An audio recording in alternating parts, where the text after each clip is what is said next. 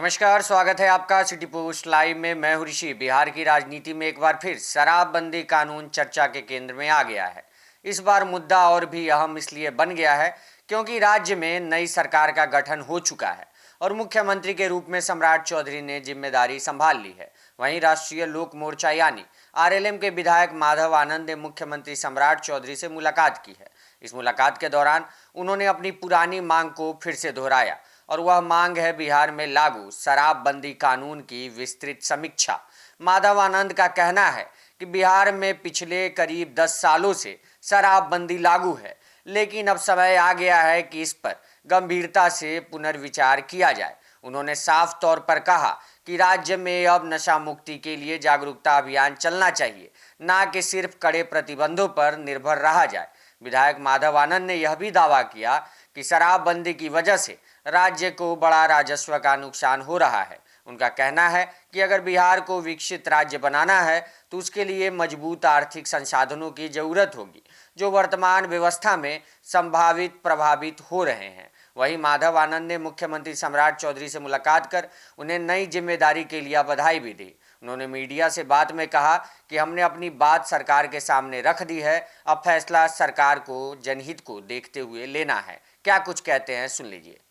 हम लोगों के लिए बहुत गौरव का विषय है कि आदरणीय सम्राट जी के नेतृत्व में नई सरकार बनी है। पूरा विश्वास है कि आदरणीय सम्राट जी के नेतृत्व में जो नई सरकार बनी है एक नया कीर्तिमान स्थापित करेगी। आदरणीय नीतीश कुमार जी ने जितने काम किए हैं और जो काम उनके नेतृत्व में चल रहा था उसको तो आगे बढ़ाने का काम करेंगे ही, लेकिन नई चीज़ें भी जो है और भी जैसे देखने को मिलेगा। हम लोग पूरे तन मन हर तरह से आदरणीय सम्राट चौधरी जी के साथ मिलकर काम करेंगे और जो विकसित भारत और विकसित बिहार की परिकल्पना जो हम लोगों ने की है उसको साकार करने का काम करेंगे। आदरणीय सम्राट जी के नेतृत्व में एक नया कीर्तिमान स्थापित होगा, बिहार में 4 चांद लगेगा, ऐसा हम लोग विश्वास रखते हैं।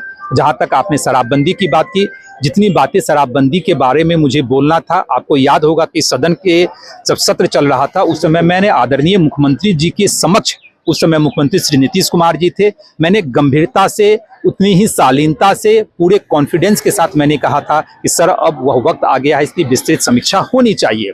उस समय दबी जुबान में ही सही कुछ लोगों ने क्रिटिसाइज भी किया, कुछ लोगों ने यह भी कहा कि आप ऐसे इकलौते विधायक हैं जो माननीय मुख्यमंत्री जी के समक्ष हिम्मत रखते हैं इन विषयों पे बोलने के लिए। आपको याद होगा जब सदन के बाहर मैं निकला तो आप लोग के माध्यम से उतनी ही गंभीरता से कहा कि मुझे अपनी सरकार पे पूरा भरोसा है कि मेरी सरकार इसकी विस्तृत समीक्षा करेगी। और तो नई सरकार बनी है आदरणीय सम्राट चौधरी जी के नेतृत्व में, मुझे पूरा विश्वास है इसकी विस्तृत समीक्षा होगी।